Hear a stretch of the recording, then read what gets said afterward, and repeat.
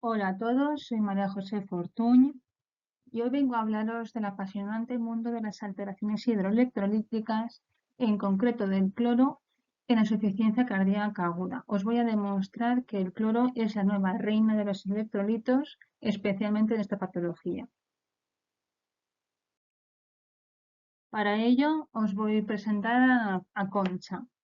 Quiero que imaginéis con ella el típico paciente que consulta nuestros servicios de urgencias con clínica de insuficiencia cardíaca aguda. Suelen ser generalmente pacientes mayores, con múltiples patologías asociadas, como nuestra paciente Concha. Concha es una señora de 88 años, ella vive sola en su casa, con supervisión generalmente de sus hijos, que van a verla todos los días. Tiene una cuidadora que de vez en cuando viene a verla, le ayuda con las tareas de la casa, le hace la comida y generalmente ella es independiente para todas las actividades de la vida diaria. Como antecedentes, pues sí que tiene una insuficiencia cardíaca crónica diagnosticada recientemente, hace unos 2 años, en nuestro servicio de urgencias. Tiene una miocardiopatía isquémica crónica, además de una fibrilación auricular anticoagulada, entre otras patologías. Concha, como sabéis todos, la insuficiencia cardíaca aguda cursa con múltiples reagudizaciones. Es una enfermedad que cursa con descompensaciones o reagudizaciones que en muchas ocasiones obligan a un ingreso o a una visita a nuestro servicio de urgencias. Generalmente pues cursa con una fase estable. En este caso, por ejemplo, estamos ahora en verano, Concha se encuentra estable, no tiene ninguna descompensación, está con su tratamiento con una buena adherencia y pero sin embargo llega las Navidades. Llega Navidad, empiezan las reuniones familiares, todos los nietos vienen a verla con sus resfriados, con su típico resfriado de la estación de invierno, come un poquito más de jamón, se pasa un poco con las gambas, algo de cava que también tiene gas, tiene más sodio. Todo ello conlleva a Concha a visitarnos un día de Navidad con una clínica de descompensación, con su disnea de esfuerzo, sus edemas en las piernas y todo esto conlleva pues, a un ingreso por una primera descompensación de su insuficiencia cardíaca. Le damos de alta, pero como sabemos, en un paciente anciano, después de un ingreso, su capacidad funcional nunca llega a ser la misma previa al ingreso. Pasan los meses y Concha vuelve a visitarnos de nuevo al servicio de urgencias, en este caso remitido por su médico de atención primaria porque ha detectado que ella consultó por palpitaciones y detectan su fibrilación auricular, en este caso a una frecuencia bastante elevada, 140, 150 y con clínica de dolor torácico, su disnea. Por tanto, consulta a nuestro servicio de urgencias. Rascando un poco la anamnesis, haciendo una anamnesis un poquito más completa, llegamos a la conclusión y conseguimos averiguar que Concha está haciendo deposiciones de color negro. ¿El motivo? Al parecer estos días le dolía un poquito más la rodilla y su vecina decidió aconsejarle tomar algún antiinflamatorio para que calmar este dolor. Por tanto, Concha vuelve a ingresar en este caso con una insuficiencia cardíaca descompensada motivada por una hemorragia digestiva alta, efectivamente. Pasan los meses, damos de alta a Concha de nuevo, recuperada de su hemorragia digestiva, además de anticoagulada, evidentemente. Y en este caso, Concha vuelve de nuevo a consultaros unos meses después. En esta ocasión consulta a su médico de atención primaria porque lo ven como un poquito más despistada. Se deja el fuego encendido, otro día fue a comprar el pan y no sabía volver a casa, se le olvida tomar la medicación, de vez en cuando o toma 2 veces la misma medicación o no se acuerda. Los hijos están muy preocupados porque todo ello ha conllevado a como unas 3 o 4 descompensaciones. No requieren ingreso, no tan graves como las previas, pero sí que la ven un poquito más que va perdiendo capacidad funcional. Finalmente, este último reagudización la ven ya que ya no puede valerse por sí misma, no puede ya vivir sola y deciden ingresarla en una residencia o en un centro sociosanitario. Llega de nuevo el invierno y Concha es de nuevo remitida a nuestro servicio de urgencias por una descompensación de nuevo por insuficiencia cardíaca, en este caso en un contexto de una infección, ya sea infección de orina, una infección respiratoria, cualquier infección. Como podéis observar, esta evolución de Concha cada vez va peor hasta que llega un momento que es una insuficiencia cardíaca muy avanzada, refractaria y que nos obliga a plantearnos un abordaje más sintomático o paliativo. Pero todo ello, todas estas descompensaciones, toda esta evolución, ¿a qué nos lleva? Pues a replantearnos, en este caso, en algún momento os habéis planteado qué tienen que ver aquí los iones de Concha, los niveles plasmáticos de sodio, de cloro, de potasio en estas descompensaciones. Pues eso es lo que os voy a demostrar. En este caso, el año pasado, nuestro compañero Kai Zhao, un compañero nuestro chino, se hizo esta pregunta y decidió reclutar a todos sus compañeros, Kun Zheng, Yang Zhou, Hui Zhang, que consiguieron reclutar hasta más de 5.000 pacientes que consultaron con clínica de insuficiencia cardíaca aguda y analizaron los niveles de sus iones en plasma. Sí que observaron, como podéis ver en las gráficas, que todas las alteraciones, especialmente del potasio, del sodio, del cloro y del calcio, conllevan a una mayor mortalidad o incluso peor pronóstico en insuficiencia cardíaca aguda. Es más, cuantos más iones se encuentran alterados en el momento de la insuficiencia cardíaca aguda, peor pronóstico presentan estos pacientes, mayor mortalidad, más reingresos, mayor estancia hospitalaria.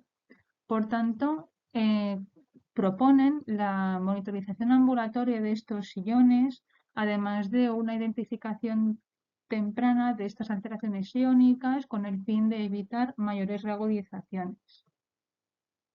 Pero vamos a analizar un poquito más a fondo. ¿Qué pasa con el sodio? Se ha observado que el 15-20% de los ingresados que cursan con hiponatremia es especialmente de causa dilucional. Son pacientes que consultan con clínica de congestión, aumento de volumen del tercer espacio, más que por la deplección que podemos causar nosotros con los tratamientos diuréticos. Además, la hiponatremia conlleva una activación de mecanismos neurohormonales como es el archiconocido sistema renina-angiotensina-aldosterona, además de una hipertrofia y remodelado metabólico, estrés oxidativo, incluso fenómenos de proarritmias. Todo ello conlleva que la hiponatremia está relacionada con mayores complicaciones intrahospitalarias y estancias más prolongadas. Como podéis ver en la gráfica, un sodio de menos de 130 sí que está relacionado con una mayor mortalidad a diferencia del sodio normal o un sodio más de 130. Por tanto, se propone como la hiponatremia como una diana terapéutica a valorar a futuro en pacientes con insuficiencia cardíaca aguda. ¿Qué pasa con el potasio? Pues a diferencia del sodio, la gráfica del potasio tiene un comportamiento, una morfología más de U. ¿Esto qué quiere decir? Que los valores límites están relacionados con una mayor mortalidad y mayores estancias hospitalarias. Los valores muy altos y muy bajos de potasio se ha observado que tienen un factor pronóstico importante. Pero puestos a elegir, ¿qué es peor? ¿Tener el potasio muy alto o tener el potasio muy bajo? ¿Qué conlleva mayor mortalidad? Pues ha observado que la hiperpotasemia, en concreto un potasio de más de 5, está relacionado con una mayor estancia hospitalaria y por tanto peor pronóstico. Esto es cierto, estaréis pensando especialmente en la culpa de tener tratamiento con los IECAs que aumentan el potasio. Y la alcalosis metabólica, ¿qué tiene que ver aquí? Pues recientemente el estudio de Alcalotic de nuestro compañero Trullas y su equipo sí que ha demostrado que la alcalosis metabólica está relacionada con mayores reingresos, pero no con mayor mortalidad. ¿Esto qué quiere decir? Los pacientes con insuficiencia cardíaca crónica y también la aguda, la mayoría de ellos viven en una alcalosis metabólica constante. Sí que se ha observado que en la fase aguda sí que está relacionado con mayores reingresos si no la corregimos. Pero lo que tiene mayor mortalidad, a diferencia, lo que tiene mayor mortalidad es la acidosis metabólica. Es decir, una acidosis metabólica está relacionada con una mayor mortalidad en la fase aguda y una alcalosis metabólica sí que está relacionada con una mayor tasa de reingresos, pero no de mayor mortalidad. ¿Y de dónde viene esta alcalosis metabólica? Generalmente está relacionada con tratamiento con tiazidas. Todo esto sí está muy bien, pero ¿no ibas a hablar del cloro? Pues a ello vamos. En 2012, nuestro compañero Beren sí que escribió una revisión diciendo, ¿pero qué pasa con el cloro? Si debería ser la reina de los electrolitos. ¿Por qué? Muy fácil. Es el ion más abundante en el medio extracelular. Está relacionado con la regulación de la electroneutralidad en plasma. Tiene una cantidad de intervenciones a nivel de mecanismos neurohormonales. Todo esto, ¿por qué se ha visto eclipsado con el resto de sus iones? ¿Qué es lo que ha pasado? Con el paso del tiempo sí que se ha observado que ya se ha estudiado de forma muy abundante las alteraciones del sodio, alteraciones del potasio, del calcio, todo su papel que juegan tanto a nivel cardiovascular y en la insuficiencia cardíaca en concreto. Sin embargo, siempre ha sido, como podéis observar en mucha literatura, ignorado de forma crónica, nunca ha sido muy bien valorado. Hasta nosotros en la práctica clínica, cuando vemos una alteración del cloro, ¿quién de nosotros le presta atención? Poco, ¿verdad? Sin embargo, se ha visto siempre que ha sido como ha sido el patito feo de nuestros iones, ha sido constantemente ignorado. Hasta que nuestro compañero Godwin, nuestro amigo británico Godwin, en 2015, dijo, no, la hipocloremia, especialmente los niveles bajos de cloro, sí que tienen mucho que ver en el pronóstico de la insuficiencia cardíaca. Y os lo voy a demostrar. Se ha observado que los niveles de cloro, especialmente como dice el potasio, al igual que el potasio, los niveles límite, hipocloremia e hipercloremia, sí que se han observado que tienen un mayor valor pronóstico. Recuerdo que son un electrolito clave en la regulación del volumen intravascular y extravascular por activación de mecanismos neurohormonales como el sistema de renina aldosterona y el sistema de la hormona antidiurética. Esto en general por mayor mortalidad a nivel de cualquier causa. ¿Pero qué pasa con insuficiencia cardíaca? Pues aquí Bode nos lo demuestra. Como podéis observar en la gráfica, niveles más bajos de cloro de menos de 99 sí que se ha observado que está relacionado con una mayor mortalidad. Por tanto, hasta se ha considerado como un mejor predictor de mortalidad que el sodio, además de un factor pronóstico independiente de la FEBI y del BNP. Por tanto, puestos a este punto, el cloro quiere recuperar su corona y no lo tiene tan fácil. Por tanto, recordar que es un factor pronóstico que se ha observado que no tiene ninguna relación ni con el FEBI ni con el BNP. Volvemos a la evolución esperable de cualquier insuficiencia cardíaca, como nuestra paciente Concha. No solo en la fase aguda, también se ha observado que en la fase estable en la que Concha se encontraba a principio de verano, si nuestra paciente Concha cursa con una hipocloremia crónica asintomática y que nadie le presta ninguna atención, sí que se ha observado que la hipocloremia está relacionada con una mayor mortalidad más reingresos. Aunque el paciente se encuentre en fase estable, sí que tiene más riesgo de tener más reingresos, mayor mortalidad. ¿Y esto por qué? Porque está relacionado con el tratamiento con dosis altas de furosemida y de tiazidas. Por tanto, ¿deberíamos monitorizar este cloro en la fase crónica? Veremos después. Como ya he comentado antes, nuestro compañero Godwin sí que demostró que en la fase aguda, en la fase de descompensación, sí que tiene un valor importante y un papel importante el cloro en la descompensación. Pero no solo en la descompensación aguda, sino también en la fase de posdescompensación, de posreagudización. se ha observado, que veremos después, que la hipocloremia que no es corregida durante el ingreso o durante la descompensación, estos pacientes vuelven a consultarnos antes a urgencias, vuelven a necesitar mayores rescates diuréticos a nivel endovenoso. Por tanto, deberíamos plantear no solo monitorizar el cloro en la fase crónica, sino monitorizar el cloro en la fase de posreagudización.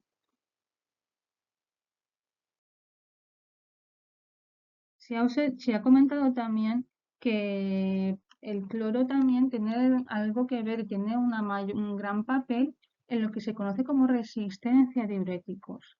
¿Pero esto por qué? Primero de todo, ¿cómo definiríais vosotros o cómo comentáis entre vosotros, cómo definiríais a un compañero, un paciente que vais a transferir como un paciente con resistencia a diuréticos, que no responde a diuréticos? Pues al parecer no hay una definición clara.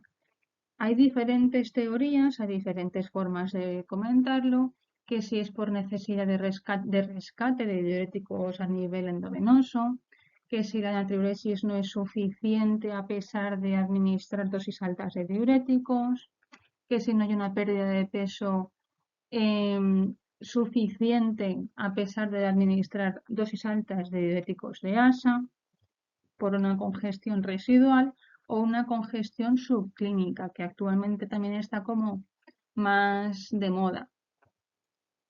Todo ello sí que está relacionado al cloro, pero el cloro no solo es como digamos está relacionado, pero también es causa y consecuencia de estas descompensaciones. ¿Por qué?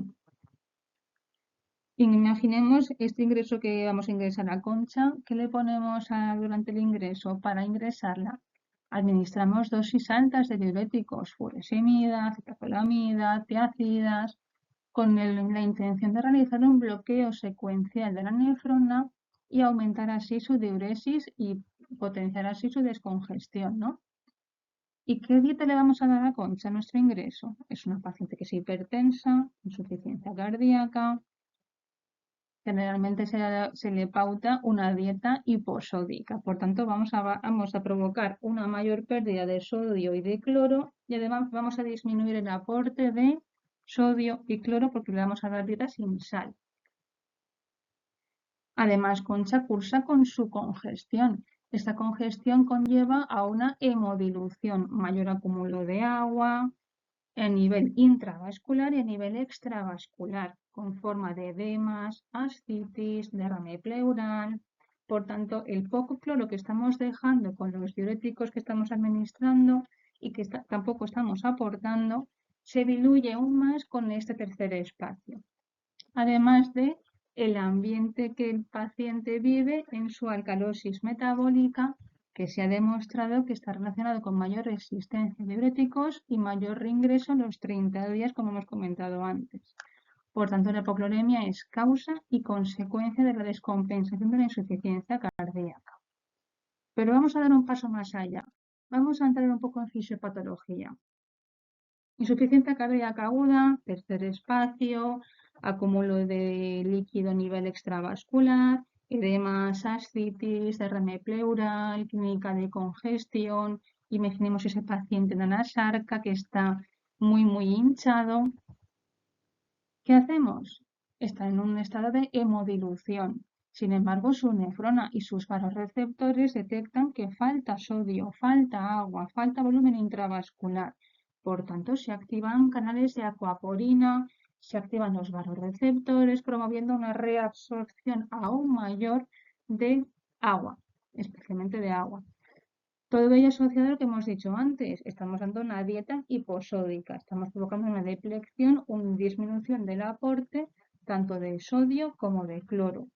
Además de provocar una excreción, una eliminación de forma masiva a través de la administración de combinaciones, que no sé, cualquier combinación de diuréticos.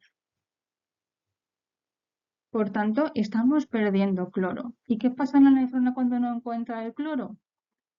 Cuando ve que falta cloro, pues se activan diferentes mecanismos de reabsorción buscando esta reabsorción de cloro, de sodio y todo lo que está perdiendo o que cree que no tiene suficiente en plasma. A nivel del túbulo contorneado distal se realiza una autofosforilación de los receptores NWK1, que es un mecanismo específico de la hipocloremia. Estos receptores conllevan a una reabsorción a nivel de la nefrona, a nivel del túbulo contorneado distal, de sodio, potasio y cloro. A nivel de la mácula densa, de nuevo, el sistema renina-angiotensina-aldosterona. No nos olvidemos de él, que conlleva también a una reabsorción también de sodio y de agua. Además de, a nivel del asa, de la parte estrecha del asa ascendente de Henle, un aumento de los canales de sodio y potasio, por tanto, reabsorción aún más de sodio y de agua. Todos estos mecanismos que conllevan a una mayor reabsorción de agua, más reabsorción de sodio, más reabsorción de cloro, por tanto, también en su calidad metabólica, que se me había olvidado, más congestión, más hemodilución, por tanto, por mucho diurético que estemos administrando, por mucha combinación de diuréticos que nos estemos intentando administrar, conlleva a una mayor reabsorción por mecanismos que estos están activos y están con una hiperactivación, incluso se habla de una hipertrofia de las nefronas. Por tanto, estamos perdiendo todavía más cloro. Perdemos más cloro, por tanto, conllevamos a una mayor congestión, mayor hemodilución, mayor resistencia a diuréticos. Entramos en un círculo vicioso del cual es muy difícil salir a no ser que corrijamos esta hipocloremia, ¿no? Bien.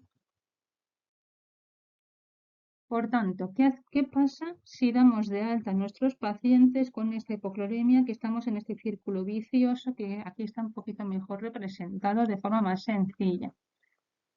Se ha observado que esta hipocloremia al alta o persistente está relacionada con un mayor riesgo de reingresos.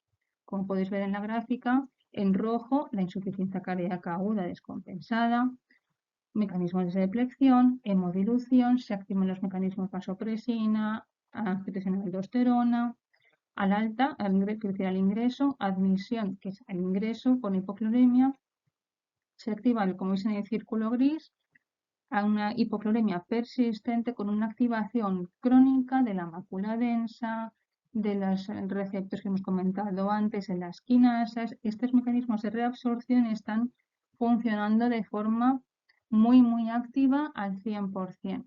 ¿Qué pasa si damos de alta a este paciente con estos mecanismos todavía activos?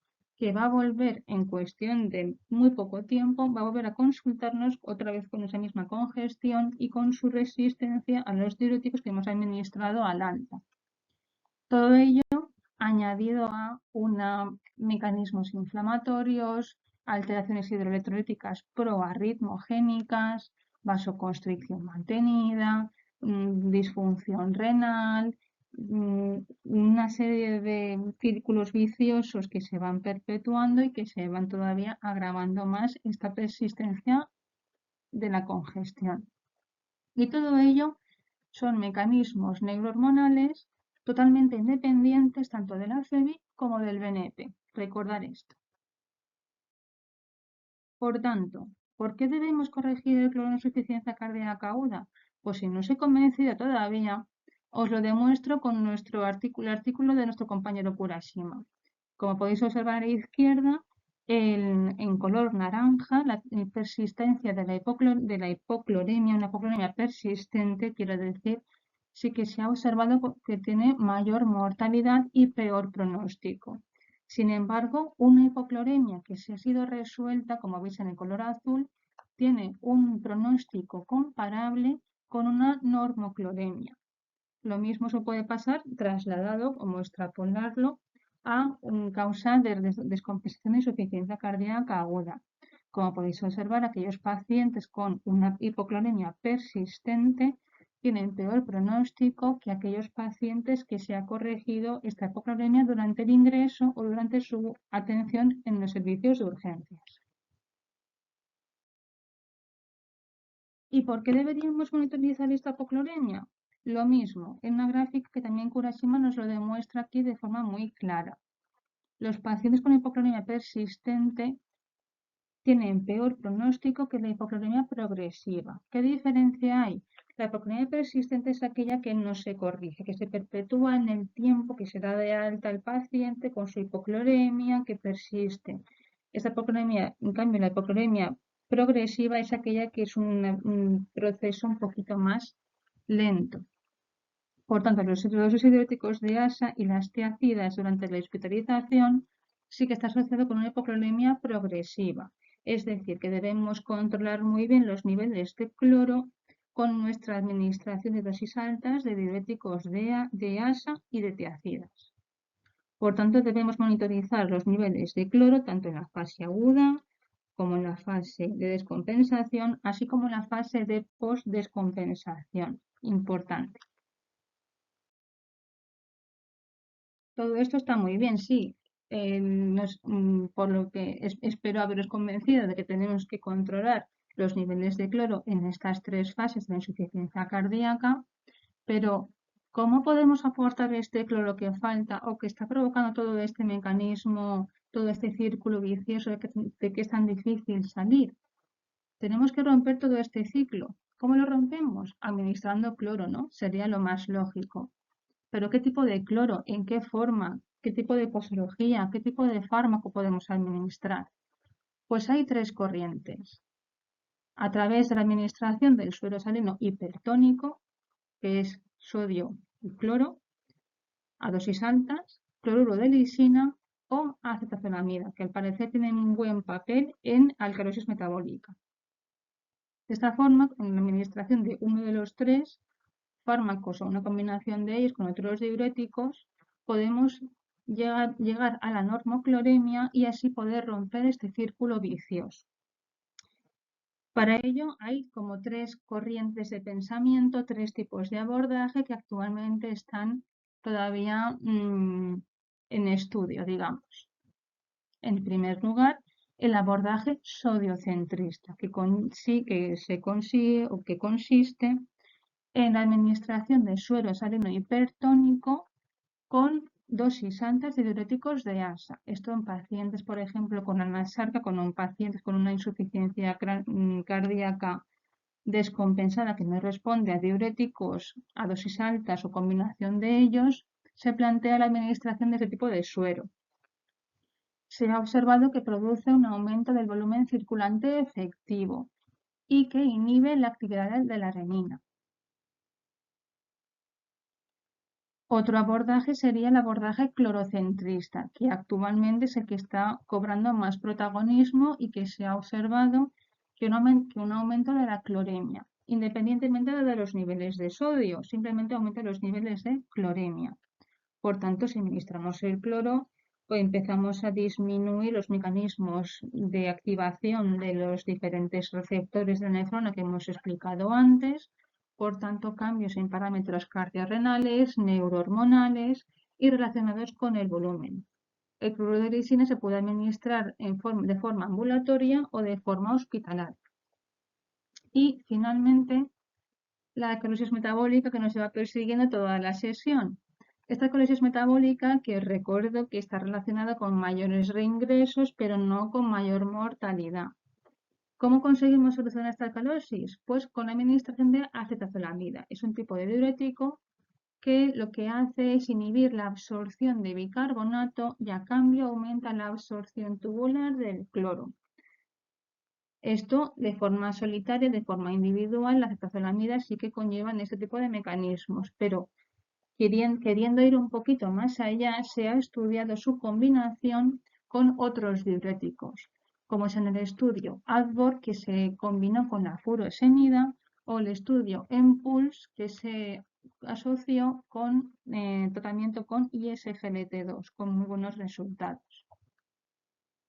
Pero os preguntaréis, vale, pero ¿cuál de los tres sería mejor para cada paciente? ¿Qué tipo de características tiene que tener cada paciente para decidirme por un tipo de tratamiento o por otro? Pues para ello sí que se recomienda una valoración multiparamétrica de la congestión. así como los niveles de cloro sérico. Todo ello con el fin de individualizar o personalizar lo máximo posible el tratamiento diurético de nuestros pacientes y el abordaje de una forma un poquito más optimizada de la congestión. Por tanto, y como conclusiones, comentaros que los niveles de sodio, potasio y cloro son determinantes en el pronóstico de la insuficiencia cardíaca aguda. Cuantos más iones se encuentren alterados al ingreso, peor pronóstico tendrá nuestro paciente. En concreto, la hiponatremia y la hipercalemia están relacionadas con una mayor mortalidad y mayores reingresos. El cloro, después de ser eclipsado de forma de un largo tiempo por el resto de los iones, está cobrando mucha importancia, especialmente en la insuficiencia cardíaca aguda, también en la crónica, como hemos visto antes.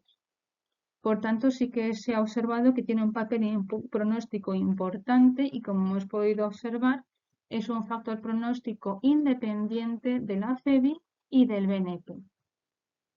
Para ello, es importante determinar el tipo de congestión y los niveles de cloro para poder individualizar al máximo posible el tratamiento diurético más apropiado para cada uno de nuestros pacientes.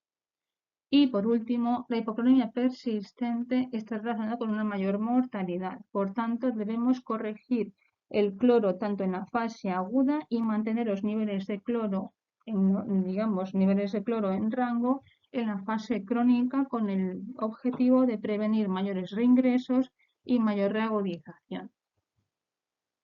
Después de todo esto, agradeceros vuestra atención y nos seguimos viendo por redes sociales. Muchas gracias.